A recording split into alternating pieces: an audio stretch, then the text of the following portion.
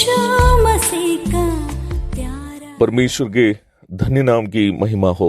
प्रभात मनन के सत्र 1412 में आप सभी का बहुत ही विनम्रता के साथ स्वागत करता हूँ। आइए आज के मनन के लिए हम एक और बार पढ़ते हैं। पहला तीमुथियुस अध्याय 6 पद 11।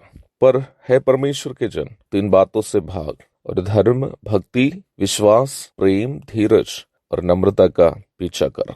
आज का प्रभात मनन वास्तव में तैयार करना मेरे लिए एक चुनौतीपूर्ण कार्य था।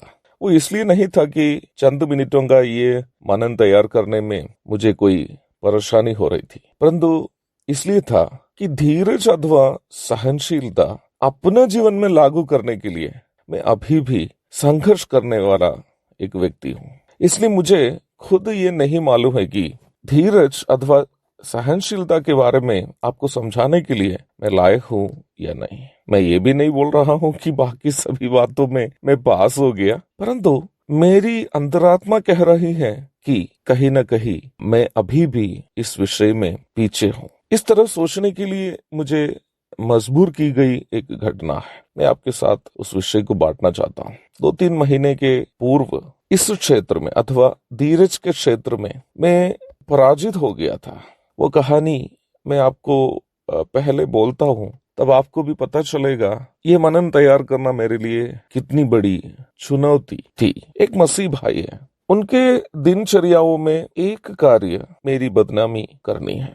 अभी भी वो जहां भी जाएगा वहां वो मेरे बारे में कुछ न कुछ बुरी बातें कहेगा। यहाँ तक उन्होंने मेरे खिलाफ कई लोगों को चिट्ठियां तक भेज दी, परंतु उन सभी बदनामियों को मैंने नजरअंदाज करते रहा। उन दिनों में मुझे भी ये लग रहा था कि मैं बड़ा धीरजवंत आदमी हूँ, परंतु प्रभु ने मुझे सिखाया कि मेरा धीरज जितना मैं सोच रहा हूँ उतना मजबूत नहीं है। 2-3 महीने के पूर्व किसी जगह वो मेरा बदनाम कर रहा था। उस दिन मैंने उनको फोन किया और फोन से उनको खूब झाड़ दिया। मैंने काफी गुस्से में उनसे पूछा कि आप इतने दिन से मेरे पीछे पड़े हुए हो, क्या आपने कुछ हासिल किया? क्या आपने मुझे पराजित कर पाया? आपका लक्ष्य क्या आपने प्राप्त किया? और भी इसी प्रकार के कुछ शब्दों को मैंने बोलते रहा। मैंने कोई गाली गलौज नहीं किया, परंतु मेरे अंदर इस विषय में जो भी दुख था वो सब जो है मैंने उनके सामने शब्दों के माध्यम से प्रस्तुत कर दिया। बात सुनकर मेरी पत्नी ने मुझसे बोली कि हमारे लिए उचित नहीं है, आपको उनकी बातों को नजरअंदाज कर देना चाहिए। मैंने पत्नी से कहा, नहीं, वो काफी दिन से मेरे पीछे पड़े हुए हैं, उनको कुछ ना कुछ जवाब देना जरूरी है। मैं काफी गुस्से में होने के कारण मेरी पत्नी चुप रह गई। रात बीत गई, मैं इस तरह सो गया कि जैसे कि मैंने कोई युद्ध जीत गया हो, और सुबह हो गया। बड़ी खुशी के साथ मैंने सोकर उठा। वो एक रविवार था। व्यक्तिगत मनन के बाद आराधनात्मक मनन को पोस्ट करने के लिए मैंने मोबाइल उठाया तो एक जवान बहन का एक संदेश व्हाट्सएप में था। मेरी समझ से वो बहन पिछले दिन मेरे जीवन में जो भी घटना हुई थी उससे बिल्कुल अनजान थी। उनको इस सब घटनाओं की जानकारी नहीं थी। वो अपनी जानकारी के लिए एक सवाल मुझसे पूछ रही थी, परंतु वो सवाल मेरे लिए इतना भारी लगा और वो मुझे बिल्कुल चकनाचूर कर दिया। वो सवाल बस यही था, भैया 1 कुरिन्ती 13वां अध्याय को मुझे आप जरा समझा दीजिएगा। मैंने बाइबल खोला नहीं, फिर भी उस अध्याय की कई पद एक एक थप्पड़ के समान मेरे हृदय के गालों में पड़ने लगा।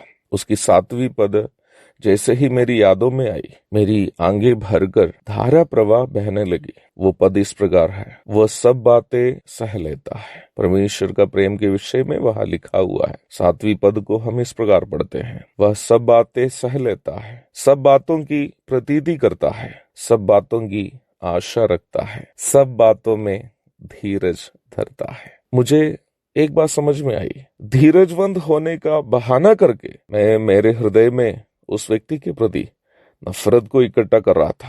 मैंने मेरी पत्नी और बच्चों को बुलाकर उनके सामने ये कहा कि बीते दिन जो भी हुआ वो होना नहीं था। अगला मेरा कितना भी बदनाम करे, मुझे उनके खिलाफ कुछ भी बोलने का अधिकार परमेश्वर का वचन नहीं देता है। मुझे उन बदनामियों को खुशी से सहना था, परंतु मैंने ऐसा नहीं किया।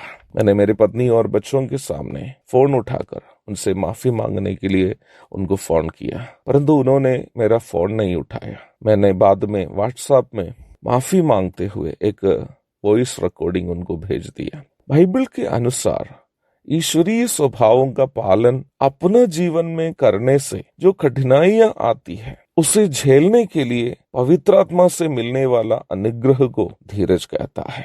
परमेश्वर के मार्गों में जब हम चलते हैं, परमेश्वर के वचन को जब हम जीवन में लागू करते हैं, इस संसार में जो कठिनाई और परेशानी हमें झेलनी पड़ती है उसे झेलने के लिए हमें मिलने वाला परमेश्वर का अनुग्रह को धीरज कह सकते हैं। हमारे मसीही जीवन के कारण या वचन की शिक्षा के पालन जीवन में करने के कारण यदि हमें सताव सहना पड़े और उन सताव को खुशी से सहते रहे तो एक दिन अवश्य हमें प्रभु से सम्मान मिलेगा ही, क्योंकि दुख हम खुशी से सहते हैं। मसीह जीवन की परेशानियों को जब हम खुशी से सह लेते हैं, हम वास्तव में यीशु मसीह का स्वभाव का अनुकरण कर रहे हैं। पतरस यीशु मसीह के बारे में इस प्रकार अपनी पत्री में लिखा, वह गाली सुनकर गाली नहीं देता था और दुख उठाकर किसी को भी धमकी नहीं देता था, पर अपने आप को सच्चे न्यायी के हाथ में सौंपता था। प्रभु का अनुग्रह मेरे और आपके ऊपर होता रहे ताकि हम भी धीरज के साथ दुखों को सहते रह सके, जिसके द्वारा परमेश्वर की महिमा हो। आमीन।